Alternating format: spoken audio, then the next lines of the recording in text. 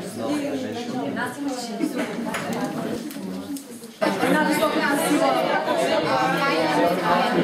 се постараем за това време, което сме заедно и поне моята цел е да си бъдем максимално полезни и да ни бъде максимално интересно, докато сме тук.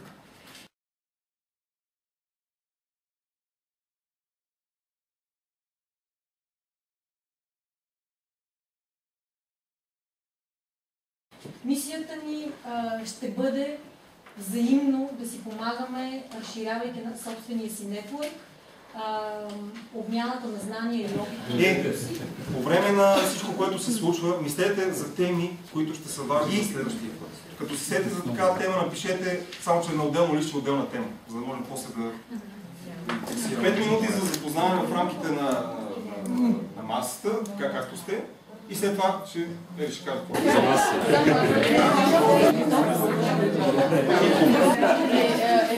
Как ще се случи всичко?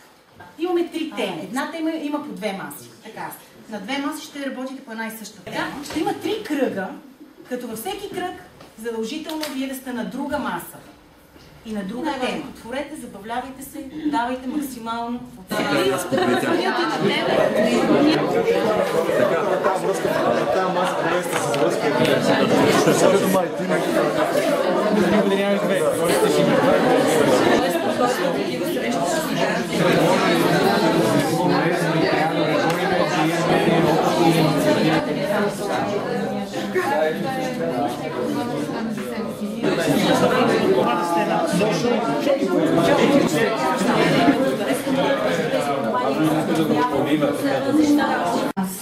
Това е Христо. Това е Райна.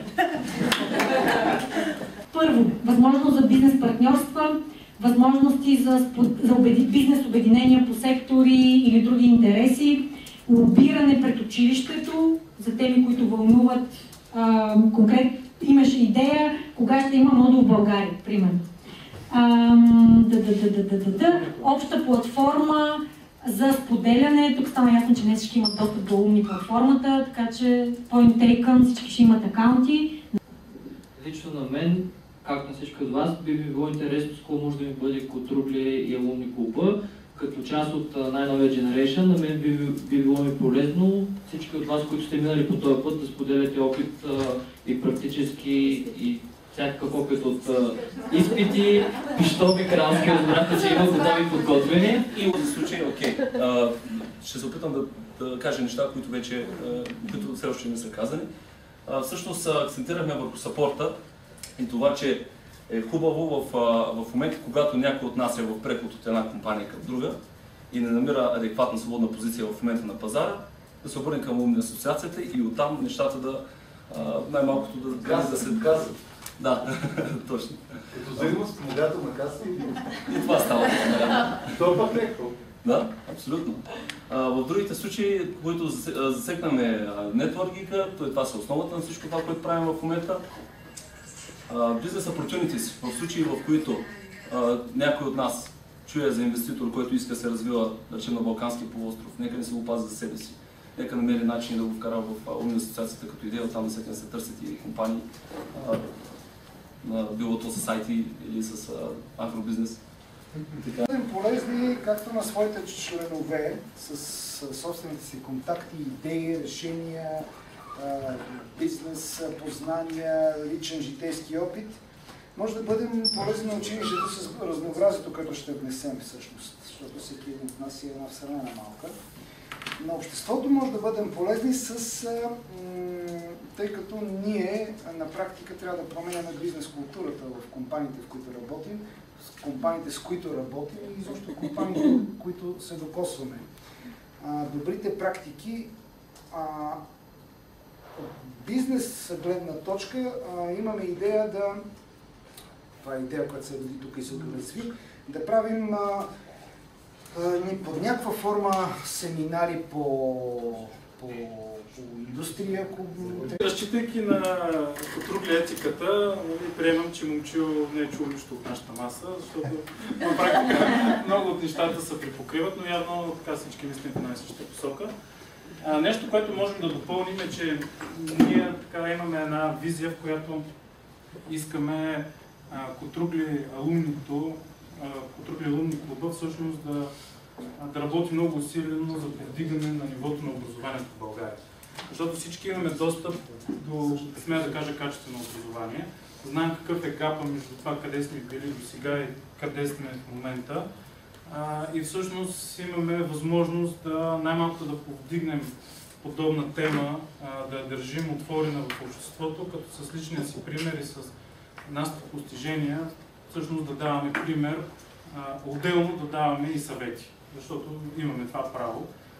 Така че това е нещо като мисия или като визия, нашите любими думички. Иначе става въпрос за същите неща, обучение, менторшип, да подпомагаме бизнеса в търсенето на нови идеи, хора, предприемачи вътре от клуба.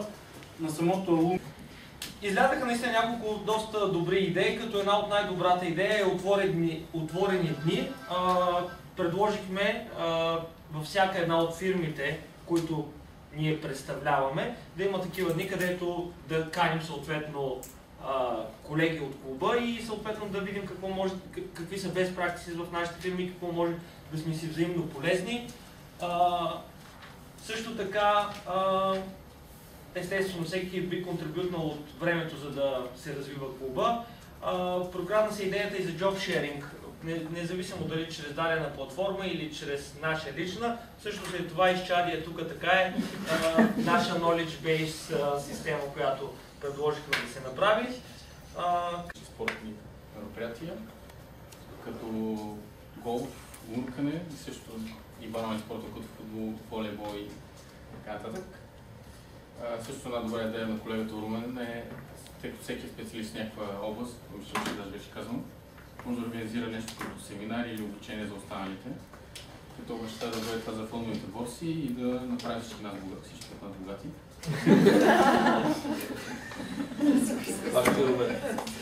Друго нещо е това, което споменах колегите за общата платформа, тъй като сега нещата не се губят в Facebook, LinkedIn, кой къде какво организира.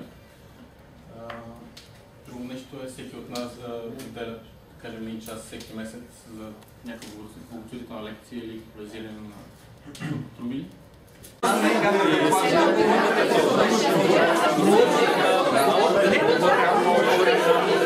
Много известно